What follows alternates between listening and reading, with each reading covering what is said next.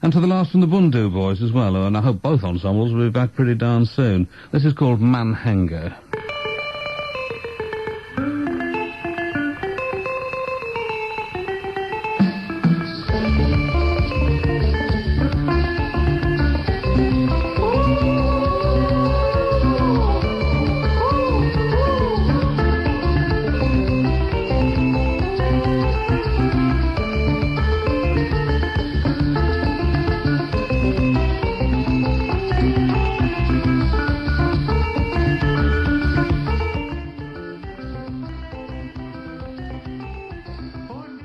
It's 1986.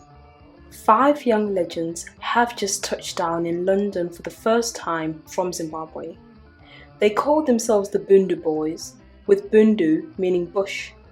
Rise Kagona, Biggie Tembo, David Makamba, Sheikh Kangwena, and Kenny Chichacha are about to make history, but they don't even know it yet. It all started with Rise Kagona, who assembled the original lineup. With 2 guitarists, a bassist, keyboardist, and drummer, their band was complete. Their formation as a band in April 1980 coincided with the country's declaration of independence.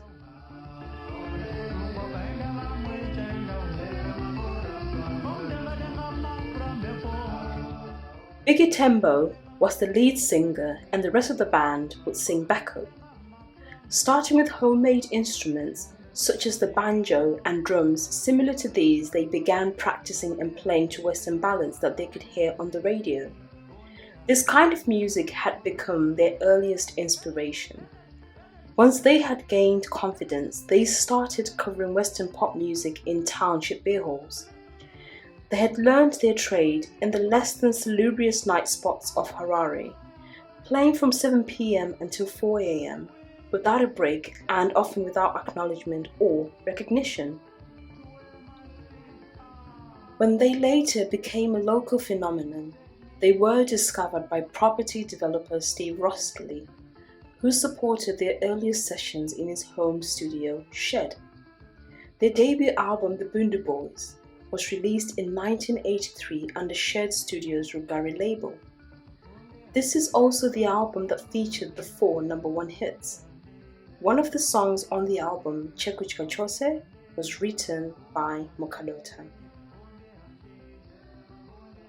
Their pioneering music was a style called Jiti, which is Zimbabwean dance music. Jiti music has a swift rhythm played on drums with lightly punctuated hi-hat cymbals that lifts the music like superconducting magnets. After that, the music is accompanied by the bass, lead, and rhythm guitar. The perfect combination of instruments can be heard in this song, Atisitose.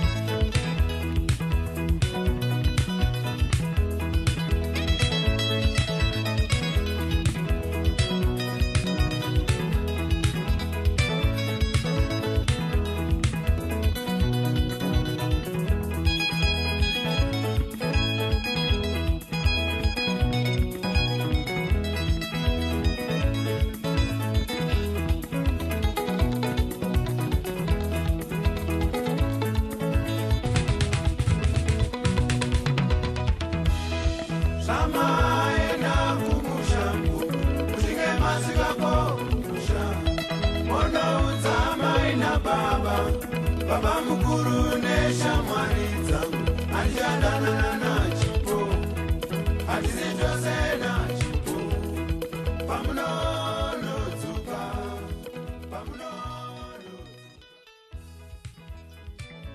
Their second album, Hupenyuwe Pasi, was released in 1984. Whilst this was happening, they attracted the attention of Owen Elias and his colleague musician Champion Doug Veitch, who had founded Disco Freak label. The two had left the UK for Harare, and this is how they met the Bhundu Boys. At first, they released 3 of their songs on the 1985 Disco Freak EP in the UK under license from Shared Studios. After the release, Roskilde played the songs they issued on the EP to John Peel and Andy Kershaw, who were captivated by their talent. This was when Elias and Vage decided to bring the band to the UK in 1986. According to Vage, they arrived to start with a 6-day tour starting that night in Glasgow. They then released their first UK album Shabini on the Disco Freak label in 1986. Disco Freak turned to Scottish promoter Gordon Muir, who in time took over the band's management. In 1986 and 87, they toured the UK for a year promoting Shabini and Chimbozemoto, which were both major hits on the indie chart. They would play in small pubs and clubs, sometimes for £50 a night, to the extent that after 1 year they had close to 300 performances.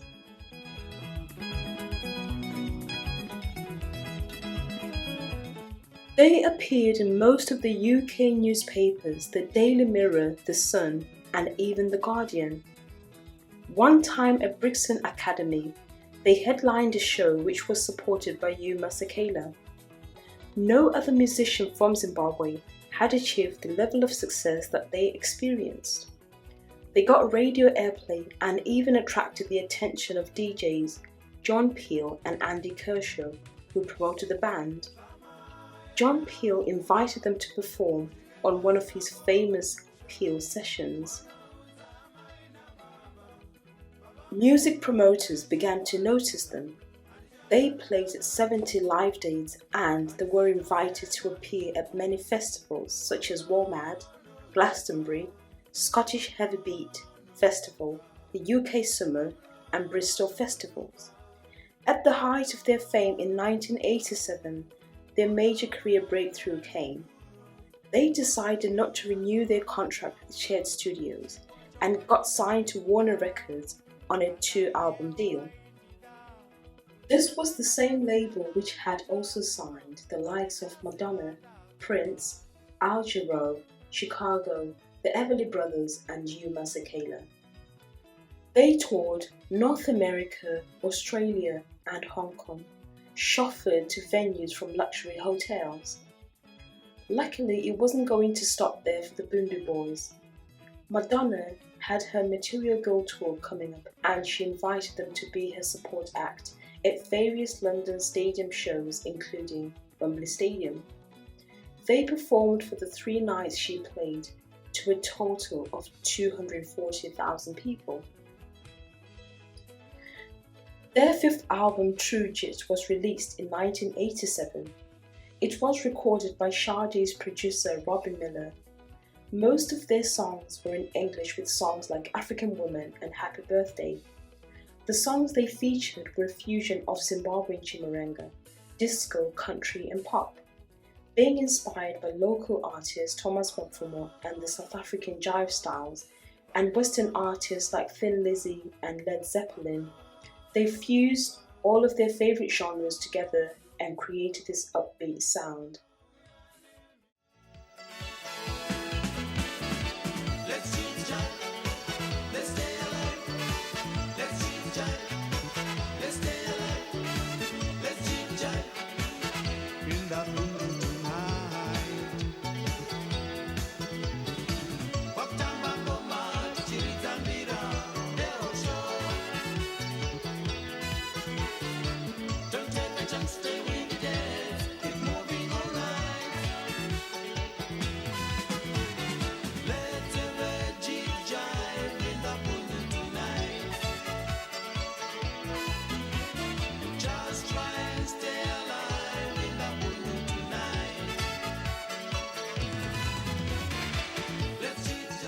They took Shona music, which mostly featured lira and marimba, and translated almost directly onto guitars and synthesizers and set to sound like those traditional instruments.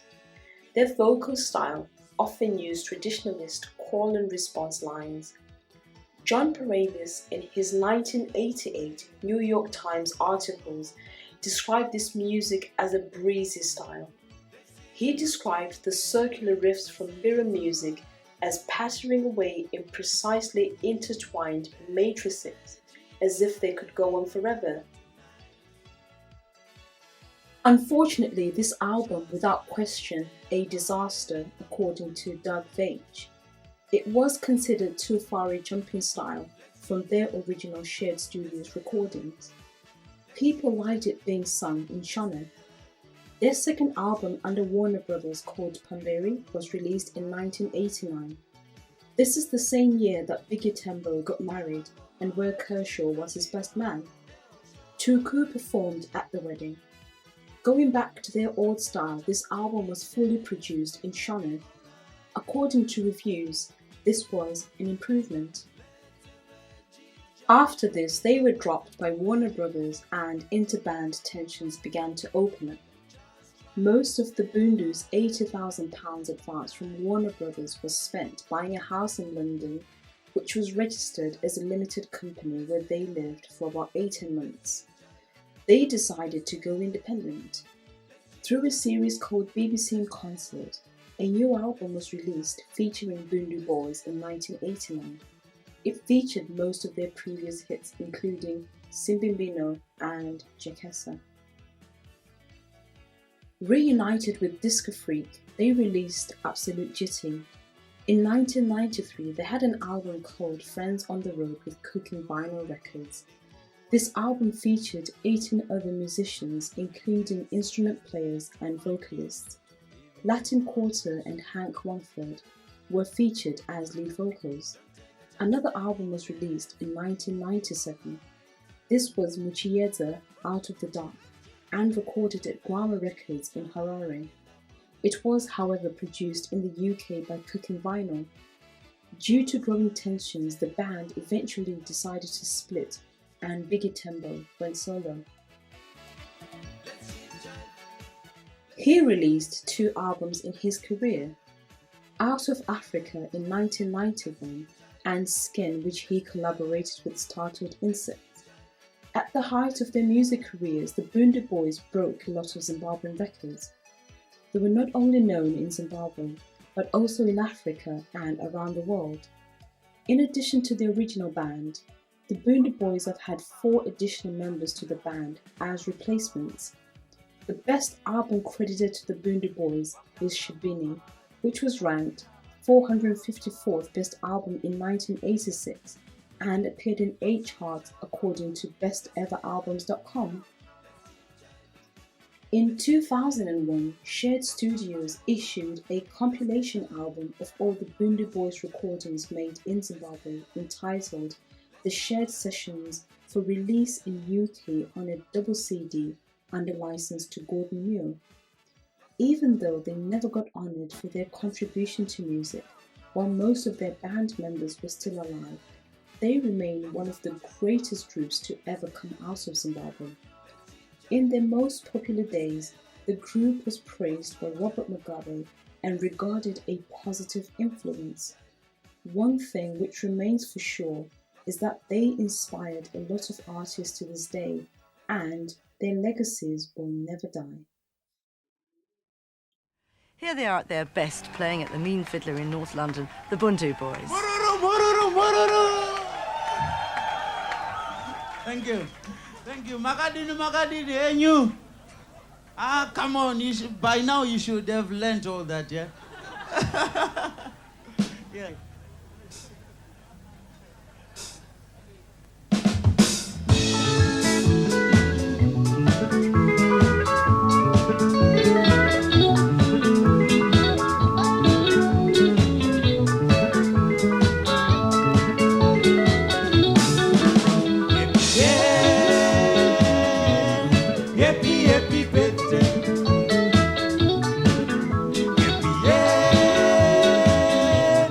Happy